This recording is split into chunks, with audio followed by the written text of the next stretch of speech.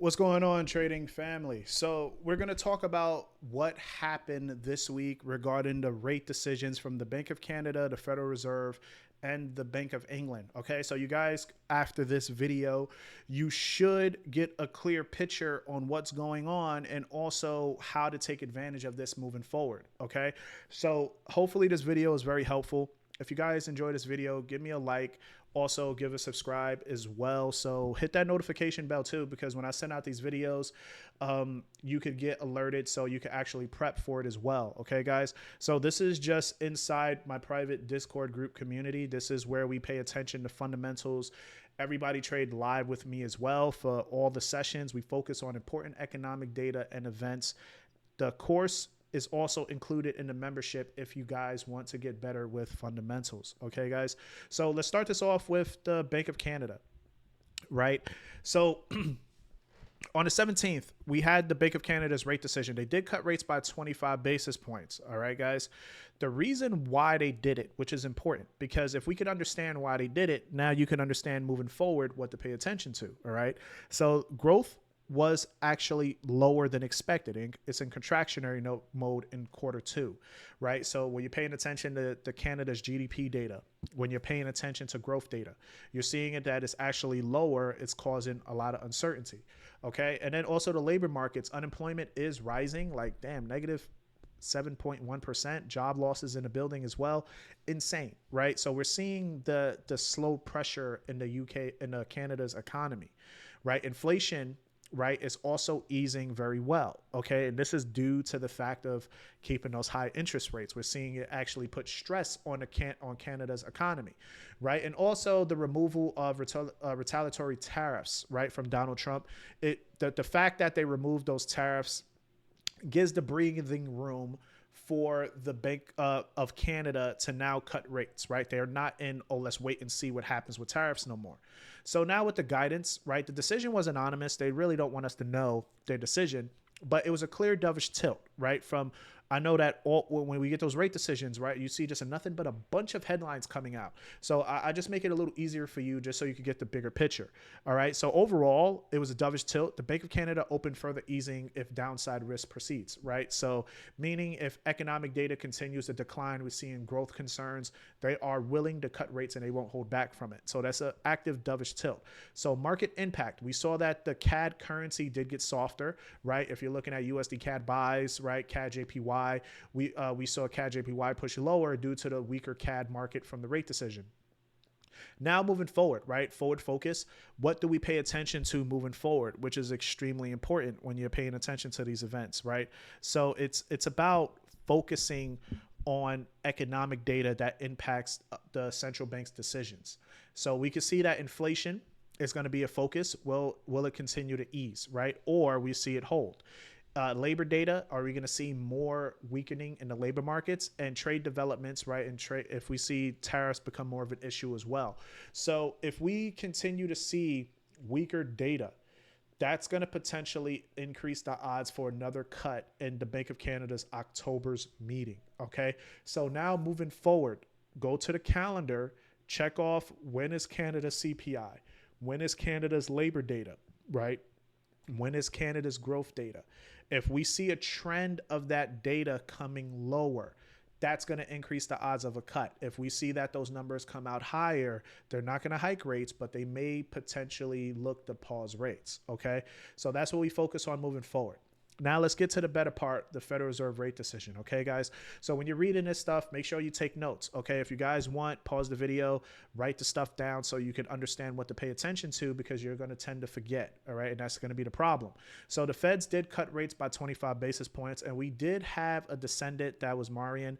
He wanted to cut rates by 50 basis points, but he was the only Fed member that voted for it.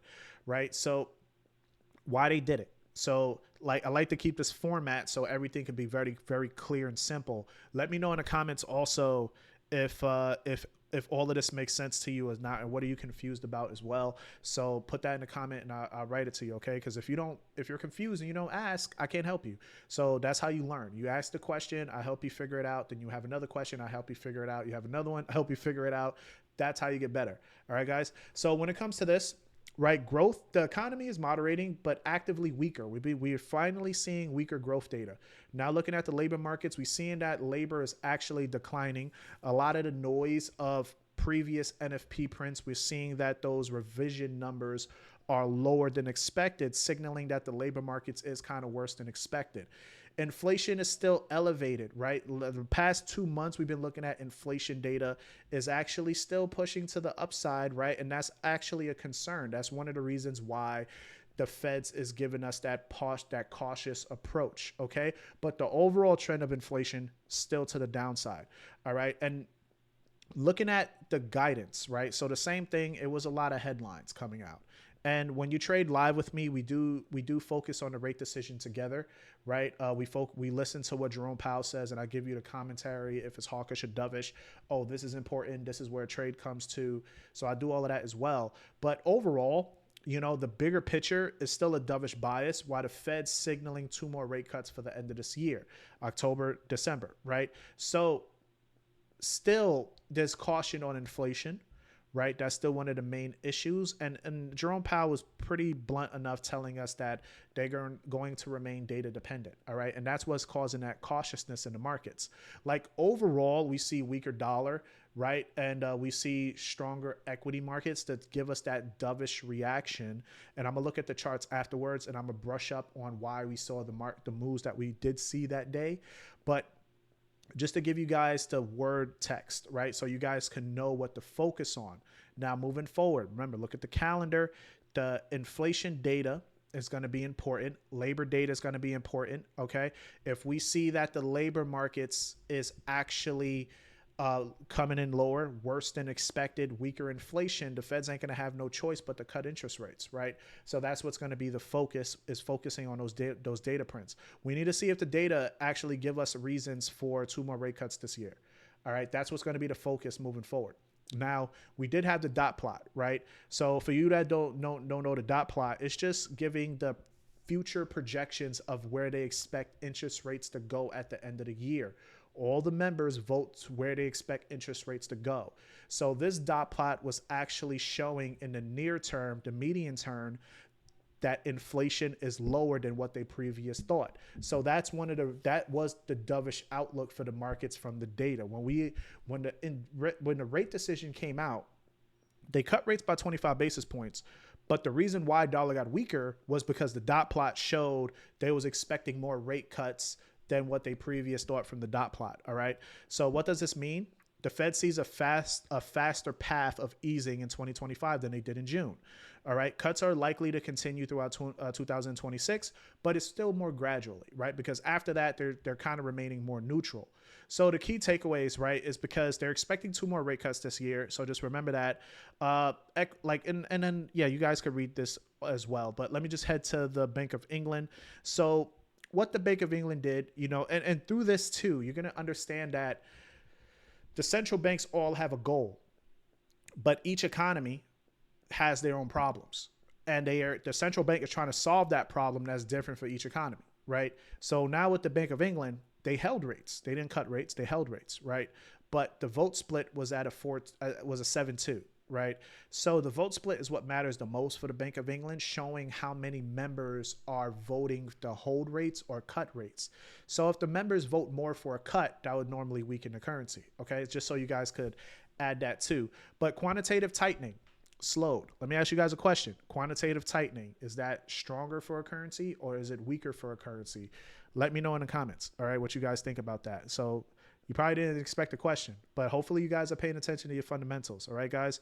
Key reasons why they did this, right? So inflation is at 3.8%, expected to peak at 4%, still above their 2% target. So it's showing that inflation is still at that peak level. Inflation hasn't been lowering as much for the Bank of Canada. Wages are still strong. Labor markets are tight as well, but they're still showing signs of cooling, but it's still tight. We're not seeing a big drop to the downside. Along with growth for the United Kingdom, we're still seeing mixed growth numbers. We're not seeing a consistent basis of deceleration. All right. And the physical policy, they're causing a little uncertainty because of the autumn budget as well coming forward. So the tone of this meeting from Governor Bailey was gradual and careful, right? While he's looking for more data. He is not trying to rush. He's still stressed about inflation being too high. So if they're still concerned about inflation, there is no reason for them to cut rates. Okay. So this is why we did see the pound gain a little bit of strength at that meeting, but it also did push lower because of QT, right? So I'm gonna show you guys the price action moving forward. All right. I didn't trade this event because the reason why I didn't trade this event was because like tracking the data, it didn't really give us a clear edge on a directional bias of forward guidance. So I just left this meeting alone because it didn't really give us a clear opportunity for what we should focus on moving forward. But now what we need to pay attention to, the same thing as inflation data, core and services, right? This is key for the timing of the cuts, right? Wage growth and unemployment. If it softens, it opens doors for easing. The budget, the fiscal policy could alter inflation impact. All right. So that's the reason why the budget is fiscal policy, but it does impact inflation. That's why it's going to be a key focus. And the gilt markets reaction, rising yields may push the Bank of England to adjust to QE further. Okay. So investors see a potential at late of this year or early of 2026. Like they see a potential cut. But if inflation cools and the labor markets weaken. So that's what we need to pay attention to in order for us to get a good tradable opportunity. All right, guys. So that's what really matters. And let's go over, like, just so you guys can get a better, like this right now is a summary. So I like to also include important headlines from the central bank members, right? So that you guys could get a better understanding on pinpointing what they said was important for the markets. So hawkish points, right? Powell called today cut a risk management move, not a signal of panic. Fed still cautious, said there was no broad support for a 50 basis point. So the fact that he confirmed that they wasn't support of a 50 basis point cut, it showed that there wasn't overly aggressive with cutting rates, and the market's already expected a 25. So for him saying that we wasn't even close to a 50 basis point cut, that was the confirm of why dollar, right? Showing you guys right here, a dollar did rise for this day, right? We saw the push lower right here at 2 a.m. So you guys can see this bread candle pushing lower. This was when the actual rate decision came out at 2 a.m. 25 basis point cut. Dot plot supported a cut. That was the trade that we took advantage of. I took USD JPY sells, right? Was because of the dot plot giving us a direction. This upside reaction was all because of Jerome Powell comments not giving us enough dovish expectations moving forward. Okay. So this was the forward guidance was hawkish. His press conference was more hawkish. Okay, guys, make sense? Let me know if that's clear for you guys. Now, number two, dovish points. The Fed's expected 2 more rate cut. That was the dot plot. Okay, acknowledging that the labor markets is softening, job gains is slowing, unemployment edging higher. Repeated Feds will be data dependent, right? If jobs weaken faster, easing could accelerate. Stress risk cutting too little could be also in the table. Doors open for continued easing. So those were the dovish points that was said during that meeting. But all of that was at 2 a.m. That's the macro. That's the bigger picture. Like the bigger picture, I still like sells. I still like a dovish bias, right? But what's happening now for the dollar is that we're seeing it continuously push up. All right. Market takeaways, markets did lean weaker, right? Dovish bias overall. Okay. But hawkish tone capped downside. So hopefully that was like very key for you guys. That's why the markets took advantage of that, was because he just wasn't dovish enough. And remember what I said earlier, like I'm gonna leave it here so you guys could pause so you could read this. But I went over this earlier. All right. So stress the noise. All right, let's talk about Bank Canada too, because I know some of you guys like Canada. Do you guys trade the CAD currency? Let me know if this is helpful as well. Like, even though if you don't trade it, it's like getting the knowledge is what's more important, right? Because I know sometimes you're just going to skim through it, go to what you want. but you never know. Maybe one day trading CAD might be a good opportunity, but I don't know if you guys trade it or not. But the hawkish points, Tiff stressed that the bank will proceed carefully, uncertainties and trade risk, right? While inflation is easing, core inflation is still around 2.5% to 3%. The bank is cautioned that risk remains that supply shocks. Trades emerge of like trade tariffs, right, is still a main focus as well. But the fact that we see that the retaliatory tariffs is out the picture, right? If that actually comes back, that's where we have to be concerned about, is if tariffs come back to the markets. That's what's going to lead more to them leaning hawkish again. Okay, that's going to make them pause rates because of the uncertainty. So just remember that if you see that Trump ever come out and start bashing Canada again, we're going to throw some tariffs on you. That could lead to a hawkish reaction for the CAD currency. Okay, but from like pretty much from a fundamental perspective, initially, right, from a risk management perspective, it would hurt the CAD. But when it comes to the rate decisions, this is what makes them not want to cut rates. All right, so don't confuse the two. But the dovish points, right, is all the economic data that we came from. So they just confirmed weakness of labor data. They showed the easing of trade tensions is what helped them. You see Canada's removed mostly of their tariffs, right? This is what actually confirmed more downside. So this is why this meeting was overly dovish from their forward guidance. All right. Now, the Bank of England.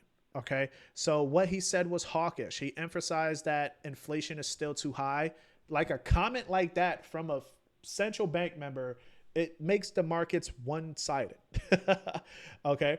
So, but the problem with that was why it wasn't one-sided was because of right here, that the quantitative tightening pace has slowed, and that causes more of a dovish reaction. Like, and this is in the actual course.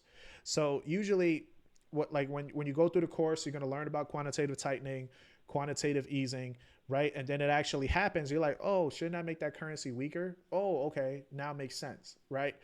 But the reason why this Bank of England meeting was more neutral to me, why I didn't take a trade, is because we have hawkish points that was today and we had dovish points that was today. It wasn't really one-sided.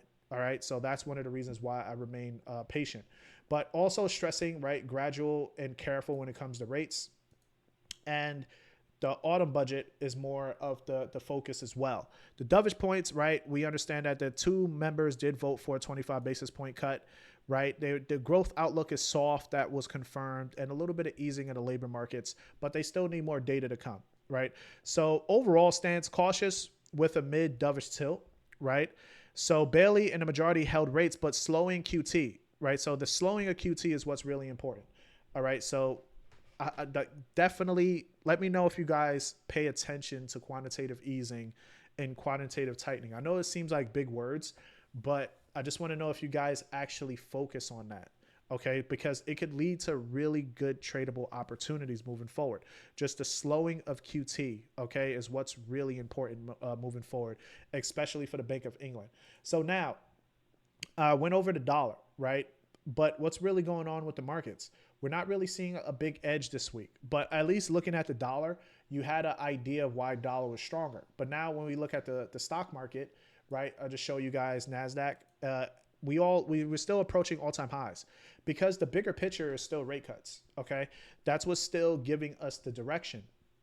The only thing I could really see right now to push equities lower is if we get recessionary fears or if the Feds actually confirm a pause. So if we get higher inflation, labor data, growth data still strong, a pause is most likely going to happen, right? If the markets start tilting that way, those two things will be the reasons where I will be looking for sales in equities. But as of now, still buying at support, looking for those lows to form and buy the price back up has been the bigger picture because nothing has really changed yet for us to be looking for opposite direction. All right. Looking at gold still pushing higher, right? Which is ideally, but we could see that we're still ranging at those highs. But at the ending of the week, we saw gold still push higher due to like the concerns of growth is still there, but I still thinking gold is still moving from a technical perspective. My macro projection of gold is still bullish because the Fed's next moves is eventually rate cuts. The yields is also going to start pushing lower. It already has. Plus central bank buying is helping gold push higher as well. Okay. So all of these reasons are what supports the bigger picture. So just don't get confused with the intraday noise. Like, even though, like, looking at gold, we see this bullish move for the week. But if you go to the weekly, like, we're already at those lows, right? Let me just show you guys. We're already at these lows. Look how bearish it's been. So we need more from Powell. Yes, from Powell to give us more downside in the dollar. So it's best to wait for those key things, wait for those data points to come out to take some actual trades moving forward. Sorry, guys. Hopefully this was helpful. All right. Please don't forget to like, subscribe, hit the notification bell as well so you could get notified when I go live. And if you guys are interested in joining a private group, the link is in the bio. If you have questions, go to the comment section or message me on IG. All right, guys, share this as well with your traders so y'all could understand and get better with fundamentals together. Have a good one.